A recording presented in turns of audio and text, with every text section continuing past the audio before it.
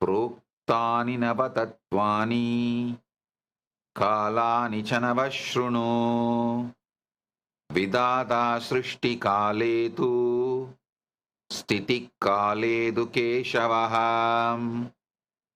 संहारकाले रुद्रस्तु भोगकाले महेश्वरः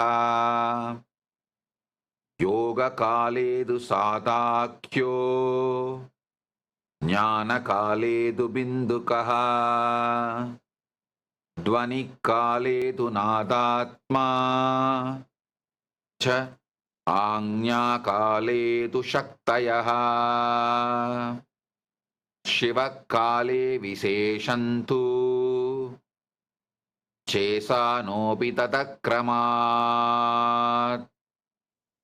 शिवमूर्ति शक्तिमूर्तिर्नादात्मा बिन्दुमूर्तिकः